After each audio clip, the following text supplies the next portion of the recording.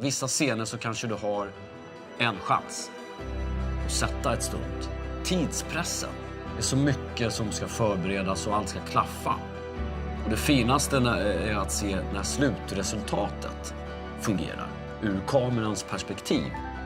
Och samtidigt kunna ha säkerhetsaspekten med i det här. För då blir det att jag som stuntkoordinator får tänka 2 eller 3 steg. Men det som gör att det blir tufft är att vi har bara en chans.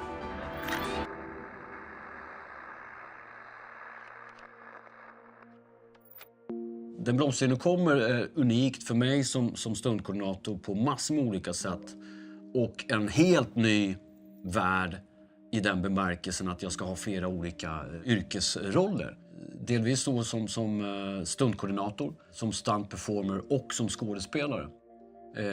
Och yrkesrollen som stuntkoordinator i Blomstertiden kommer jättespännande på massor med olika sätt. För det är ett övergripande ansvar. Och samtidigt så blev det till att bli en fightkoreograf, till att bli en personlig tränare. Så det blir väldigt många olika element då, som ska klaffas med kostym och smink exempelvis. Och kamera, ljud, ljus.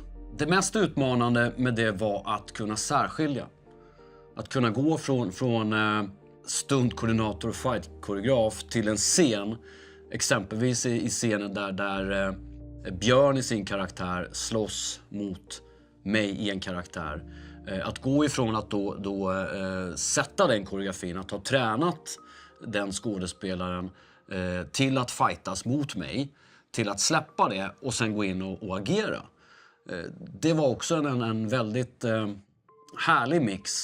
För då har ju han och jag, den här skådespelaren då, Jesper Barkselius, tränat tillsammans för den här scenen. Och från att gå över från träningslokalen till att vara stuntkoordinator i en scen och sen bara Tarmo, nu är det din tur. Nu ska du in här och fightas. För att förbereda mig mentalt så har jag läst in mig på manuset. Jag försöker hitta karaktären i mig själv. Hittar jag karaktären så vet jag också hur jag ska spela karaktären ihop med stuntet. Så det är också en som jag brukar göra då. Och sen självklart gå in mentalt, gå igenom rörelsen, gå igenom stuntet i huvudet flera gånger och räkna ut och kalkylera ut riskerna som finns. För alla stunts är ju unika i sig.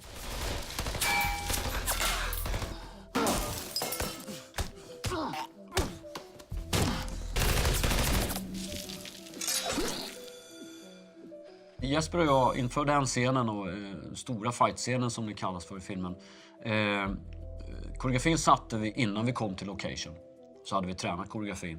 Och sen hade vi 2 timmar på plats. Och regissören hela tiden med om man vill ändra någonting. För där är det ju då element som ska in. En gipsvägg exempelvis som går sönder varje gång han lyfter upp mig och kastar mig. Då ska den bytas ut.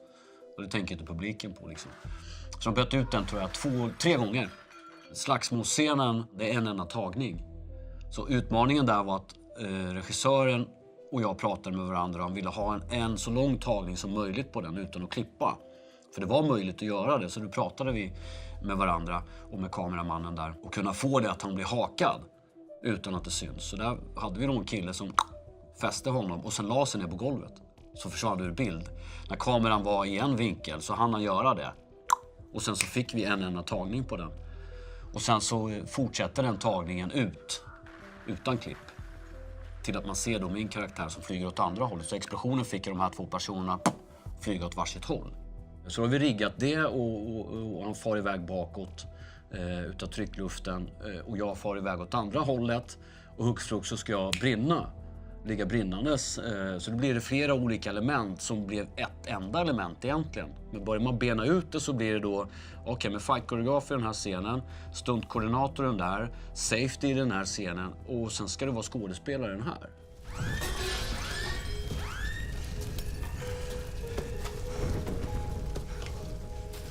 Det var ditt jävla svin. Sen också just att fightas i gasmask. Självklart så var ju, man kan ju plocka bort filtret för det är lättare att andas, men där brottas man ju med att synen visuellt försvinner ibland för att det immar igen. Och när man är mitt inne i en slagsmålskoreografi och du märker kanske att jäklar, nu börjar jag få lite imma på insidan här. Jag kan inte fortsätta. För att jag vet inte, jag ser inte vart jag slår. räcker upp handen liksom och sen putsa och sådär. Sen var det några tillfällen där jag fick titta med ena ögat bara. Och våran koreografi hade vi gjort då kanske säkert 20-30 gånger just inför den här scenen. Det var också en utmaning. Okej, men vänta nu, ser jag någonting? Kommer det bli imma igen? Vad kan jag göra för att lösa det här? Så att sådana element är också någonting som inte... Med folk som sitter på bio och tittar, men det var coolt. Men det ligger så mycket jobb bakom liksom.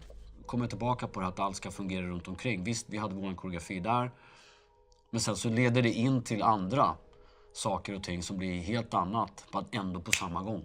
Så den dagen var nog den tuffaste dagen för Jesper som skådespelare. Jag minns att Jesper faktiskt sa det att min fru kommer inte att vara glad på dig. Och då tänkte jag så här, wow, va? Vad pratar du om? Jag har väl inte gjort något? Jo då, kolla här. För då har han fått lite blåmärken. För att han sa det, men slå på riktigt här. Men jag vill inte fejka. Det är bättre om du ger mig något att reagera på. Okej. Men då gjorde jag det. Ja, men Jesper är så skön att jobba med. För fy fan, den där satte du klockrent.